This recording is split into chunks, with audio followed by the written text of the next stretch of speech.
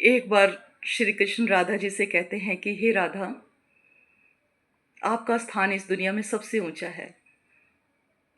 राधा कहती हैं कि कृष्ण, आप झूठ बहुत बोलते हैं। क्या आपकी यशोदा माँ से भी मेरा स्थान ऊंचा है?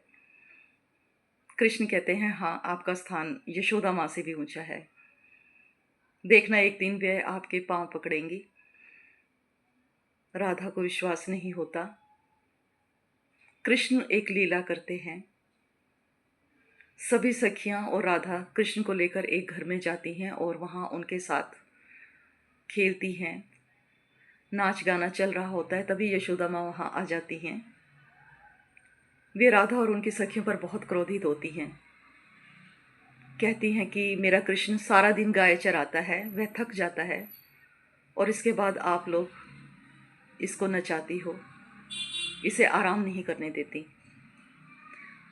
सखियां कहती हैं कि ये तो हमारे कृष्ण हैं, आपके कृष्ण आपके घर होंगे। यशोदा कहती हैं कि ये कैसे हो सकता है? वही शक्ल, वही सूरत, वही रंग। राधा कहती हैं कि हमारे कृष्ण ने बड़े बड़े काम किए हैं, इन्होंने राक्षसों को मारा है। यशोदा कहती हैं कि मेरे पुत्र ने भी तो यही किया है। लेकिन फिर वे घर जाकर देखती हैं तो हैरान होती हैं कि कृष्ण वहां पर सो रहे होते हैं। वे वापस लौटती हैं और राधा से कहती हैं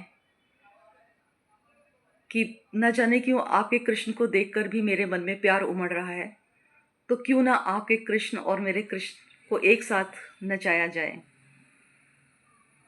राधा कहती हैं कि अगर हमारे कृष्ण बदल गए तो वे निशानी के तौर पर अपने कृष्ण के माथे पर एक तिलक लगा देती हैं। नाचते नाचते दोनों कृष्ण एक हो जाते हैं। यशोदा माँ को पता ही नहीं चलता। यशोदा माँ जब ये देखती हैं कि उनके कृष्ण वहां पर नहीं हैं तो वह रोने लगती हैं। जब सब सखियां घर जाने लगती हैं, वे अपने कृष्ण को साथ लेकर जाना चाहती हैं, तो यशोदा राधा से कहती हैं कि हे राधा, मेरा कृष्ण कहाँ है, उसे ढूंढो। राधा कहती हैं, मुझे नहीं मालूम, ये तो मेरे कृष्ण हैं, इनके माथे पर तिलक है, अब मैं आपके कृष्ण को कहाँ ढूंढूं। वे राधा के पांव पकड़ लेती हैं और उनसे बार बार कहती हैं। राधा उन्हें ऊपर उठाती हैं और कहती हैं कि आप मेरी माँ हैं, लेकिन आप एक बार घर जाकर देखें, शायद आपका कृष्ण वहीं पर हो।